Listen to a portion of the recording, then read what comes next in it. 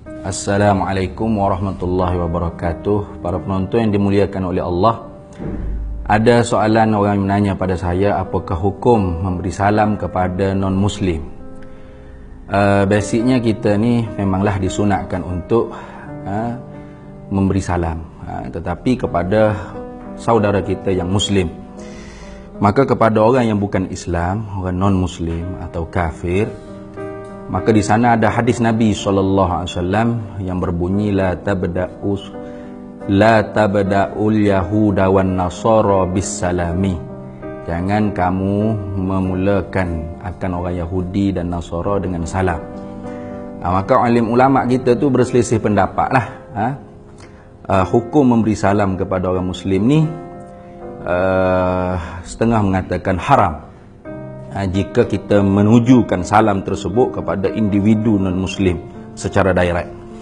Tetapi kepada orang bukan Islam yang duduk berjemaah dengan orang Islam, macam kita duduk kedai kopi ramai-ramai tu ada orang bukan Islam juga sekali, maka di sananya memang ada hadis Nabi SAW.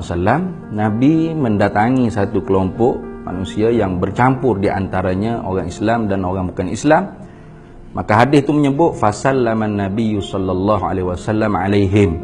Maka Nabi memberi salam kepada mereka yang berada ramai-ramai, itu termasuk orang bukan Islam dan orang Islam. Maka di sana ulama mengatakan kalau kita berada sekelompok bersama dengan orang bukan Islam, maka tiba-tiba datang orang Islam memberi salam, hukumnya adalah sunat.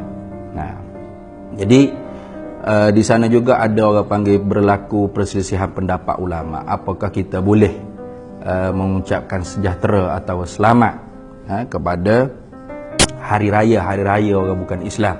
Contohnya seperti hari Christmas dan Deepavali dan sebagainya. Maka ketika mana dalam keadaan peperangan di antara orang Islam dengan orang bukan Islam, seperti perang salib dan sebagainya, alim ulama kita menghukumkan haram kita memberi salam. Karena ilahnya ada peperangan. Maka kerana sekarang ni tidak ada peperangan, bukan peperangan askari lah, peperangan secara senjata, hanya ada peperangan secara fikri, kita panggil ghuzwatul fikri. Maka ada alim ulama kita yang membenarkan mengucapkan selamat kepada perayaan-perayaan bukan Islam. Kerana apa? Berada dalam keadaan aman. Karena yang ditegah oleh ulama memberi ucapan selamat kepada orang bukan Islam pada perayaan mereka itu karena dalam keadaan peperangan. Itu illah dia panggil, alasan illah kenapa diharamkan. Maka kaedahnya izan tafal illah intafal ma'lul. Apabila ternafilah alasan, maka ternafilah hukum.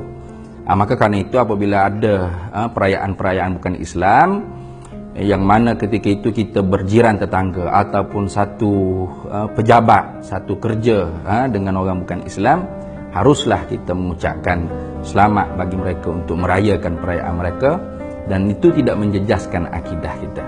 Jadi masalah memberi salam assalamualaikum kepada orang bukan Islam itu hukumnya adalah haram, melainkan apabila orang bukan Islam memberi salam kepada kita, maka Nabi SAW mengajarkan kita menjawab dengan wa'alaikum. Itu saja. Wallahu a'lam.